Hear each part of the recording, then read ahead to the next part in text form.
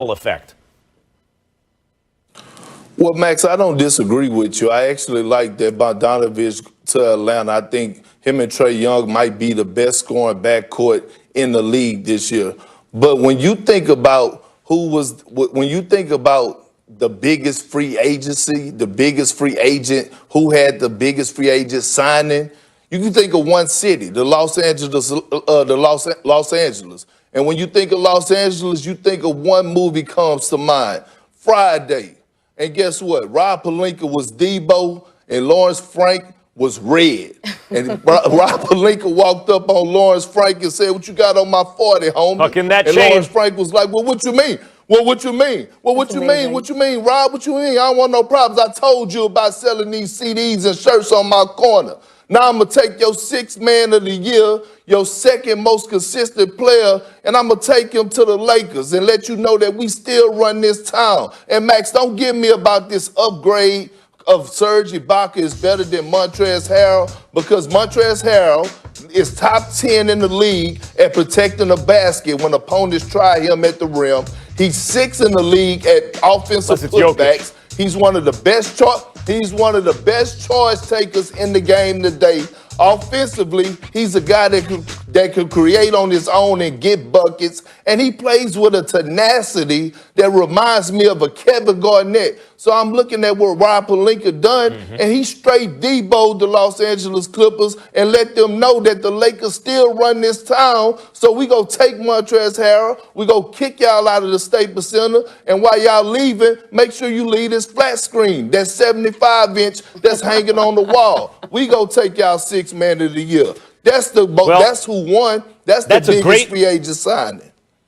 That's a great analogy. That is a great analogy, but as we used to say back in the day, a whack point, Perk. What are you talking about? Montrezl Harrell's the biggest. Listen, they took Dwight Howard and JaVale McGee. Like, Montrezl Harrell it's an upgrade there, but he's going to serve a very similar function. Meantime, the Clippers also upgraded, going from Montrezl Harrell to Serge Ibaka, who can also defend, is also versatile that way, and can stretch the floor. It's not knocking Montrezl Harrell. He's a nice player. By the way, what they wound up paying him, mid-level exception, right? Like, why do you think he's slot into that slot? He's a nice player. I like Montrezl Harrell. I'm not to put the biggest of the offseason. Wasn't even the biggest on the team. The Schroeder deal was bigger than the Montrezl Harrell deal. But because the Lakers got him for so low, when he did have an offer on the table for $80 million, and the Lakers convinced him to come over there and take $9 million, that's the biggest win. And take him from your crosstown rival. Yeah, Montrezl Harrell is the biggest win. And look, I get Serge Ibaka can stretch the floor, but now you have Montrezl Harrell, who's a dynamic roller, who's a lob threat at the basket. Now he's going to open up the lanes and open up the shooting and spacing for Anthony Davis. I love the pick, and I'm telling you, everybody need to watch out, because with Montrezl Harrell and Anthony Davis in that front court, it's going to be a problem. Pick your poison. Hold on. Montrezl Harrell is the second biggest move for the Lakers of the offseason. The Schroeder move was bigger. Losing Rondo, which is a blow for sure, but then getting Schroeder in there is a bigger move than Montrezl Harrell. First of all, Max, the question was, what was the biggest signing, not the biggest move. Schroeder was traded there. Dennis Schroeder was traded to the Los Angeles Lakers. So we said signing. And I said the Los Angeles had the biggest signing when they signed Montrezl and convinced him to come play on this team. When he had a choice to go make $80 million for another team, I think it was the Hornets, and he chose to come play against the Hornets for $80 million and leave the Clippers. I know that. That's what I'm trying to tell you. That's why the Lakers if he had $80 million for the Hornets, time. he should have gone to the Hornets. But I'm not talking about what's the most impressive feat in terms of tricking a guy into turning down money or convincing him into turning down money. Dude, that's not even the biggest power forward signing in Los Angeles. The Montrezl Harrell signing is neither the biggest move of the offseason for the Lakers nor the biggest power forward signing in Los Angeles, which would be Serge Ibaka. No, it's not. No, it's not. You can't. Perk, You you know can't what? tell me that a guy Perk, that hold just this out. Max, you Hold cannot this sit out, up Perk. here and Just hold argue. this. You can. Take this. You cannot sit up here and argue with me You and give it back tell to me me some a guy later that date. just came off of winning the Sixth Man of the Year is not a big signing, man. He averaged 19 points a game on 55% shooting. We're talking about a Sixth Man of the Year. We was It's a nice talking about signing. maybe putting Montrezl. We was talking about even Montrezl Harrell last year possibly being in the All-Star game. So no, Serge Ibaka is not the biggest signing in the LA. It's Montrezl Harrell. He's the Yeah, he is. biggest signing in Serge the Ibaka NBA. can defend too, period. only he can the shoot Lakers also. won. He Yeah, so can Serge Ibaka Montrez. can not only defend, he's still an excellent defender, but he can also shoot.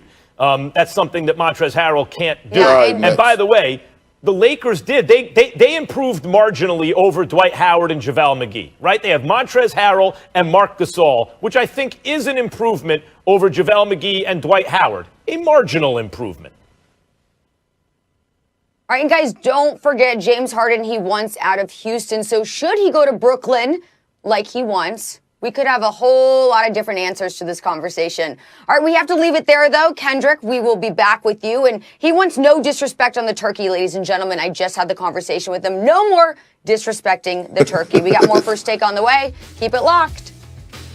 Well, they are number one, obviously. Two MVP caliber players on the same team. And you could even argue the 1 and 2 players in the game at the moment on the same team. They're historically great. They match up. You can match them up against the greatest combos of all time, and they would hold their own. And we saw that Jokic and Murray were not a match for them. I'm not going to take Jokic and Murray for that reason. But I am going to take two guys off a team that I said was I think the second best team in the West this season, and that's the Dallas Mavericks. I'm going to take Doncic and Porzingis, and I'll tell you why. First of all, I'm going to start with Porzingis. Don't think about Porzingis as you've seen him recently, because he's trending in the right direction. Think of him on the Knicks, right? When we last saw him on the Knicks before the injury, he was averaging around 23 points. He was shooting a lot from three and shooting around 40% from three. And he was blocking like 2.5 shots per game.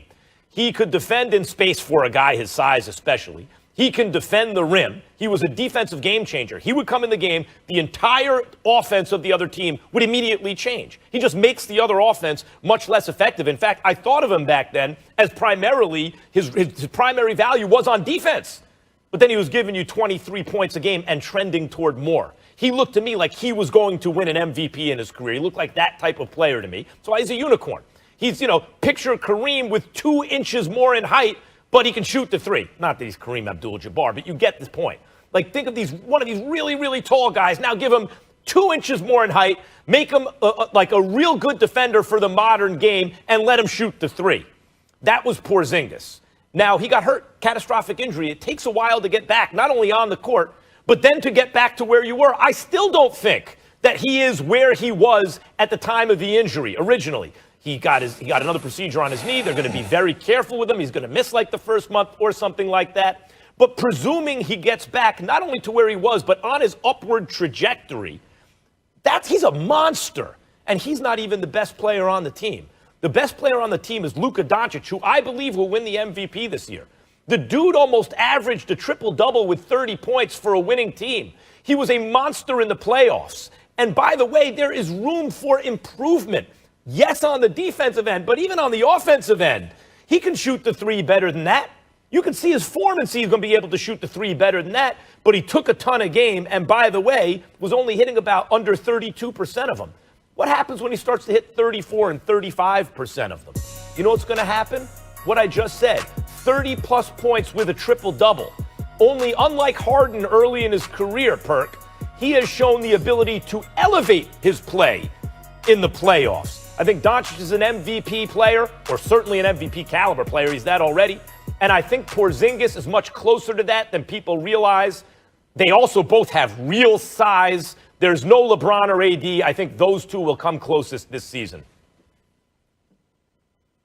Well, you're wrong, Max, and it's not even close. After LeBron and AD is Kevin Durant and Kyrie Irving. We talking about two of the most skilled athletes to ever touch the damn basketball. And it's not even a debate. When you look at Kevin Durant, He's the best scorer of all time. Zero flaws offensively. An underrated defender. He is going to come back on the tear. I told you this once before that he missed a year and a half of basketball. For KD, that's torture. And he cannot wait to get back on the court. And then you add Kyrie Irving, one of the best, if not the best ball handler, the best below the basket finisher that this game has ever laid its eyes on. Comparing those two up on the same team, they're going to be an offensive.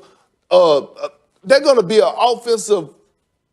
be a masterpiece what they're going to be doing offensively. And you look at Kevin Durant and Kyrie Irving, both of those guys are capable of winning the MVP this year. One or the other. It could be Kevin Durant or Kyrie Irving. If Kyrie Irving's mind is right, he's one of the best point guards in the game today, if not the best point guard. So you have two guys that cannot be guarded one-on-one, that cannot be guarded by a double team. Two guys that are the most skilled to ever play the game. One of them is the best scorer to ever touch the basketball. That is the second best duo behind LeBron James and Anthony Davis. And it's not even in the debate. Look, no disrespect to Luka.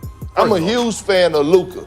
But KP is not healthy, so he won't be starting the season. We don't know how he's going to come back. Like you always say, almost always, if a guy have three surgeries on his knees at 7'2", he might not come back the same way. So we don't know how KP is going to come back. But we do know that at the start of the season, we're going to see Kevin Durant and Kyrie Irving. So I know that much.